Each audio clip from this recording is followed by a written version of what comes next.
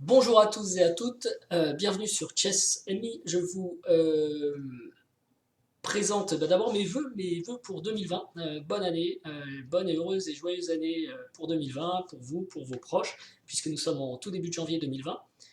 J'avais fait une vidéo récemment sur Chess Me Reloaded, le titre que vous avez là, qui disait en fait simplement qu'après 2 années de compétition, je saturais un petit peu aux échecs, je m'étais arrêté pendant 6 mois, où je vous ai fourni pendant ces 6 mois des parties commentées sur internet et différents exercices.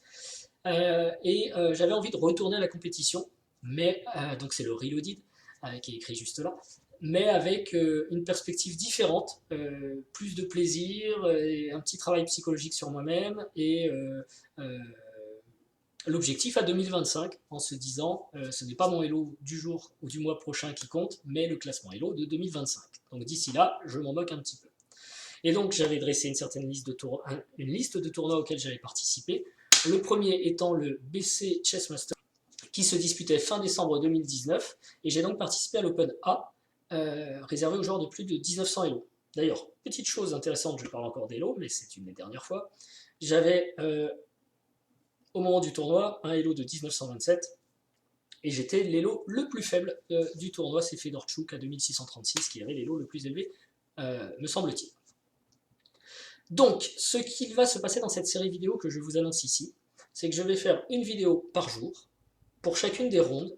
Donc, il y a 9 rondes au tournoi, donc vous allez voir 9 parties, 9 vidéos.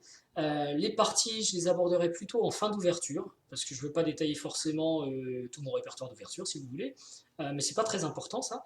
Donc en fin d'ouverture, et j'axerai plus mon discours et mon analyse sur les éléments psychologiques, ce que j'ai pensé, ce qui m'a amené à prendre telle ou telle décision pendant la partie, avec évidemment quelques variantes, mais ce ne sera pas uniquement de l'analytique, ce sera plus du grand principe. Pourquoi? Parce que j'ai déjà fait une vidéo comme celle-ci, de bilan de tournoi.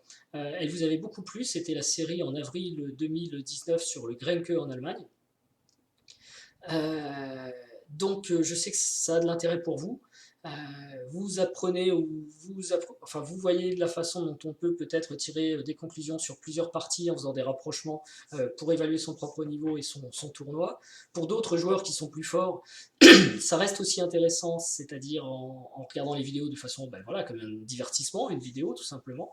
Et puis pour moi, ça me permet aussi de formaliser dans le marbre en quelque sorte, dans YouTube, ce que j'ai pensé dans telle ou telle partie, et donc de pouvoir aussi y revenir plus tard pour travailler sur mon propre jeu. En conséquence, les vidéos vont être relativement courtes. À l'issue des 9 parties ou 9 vidéos, je ferai une dernière vidéo qui sera le bilan total du tournoi, où je montrerai mes conclusions sur le tournoi.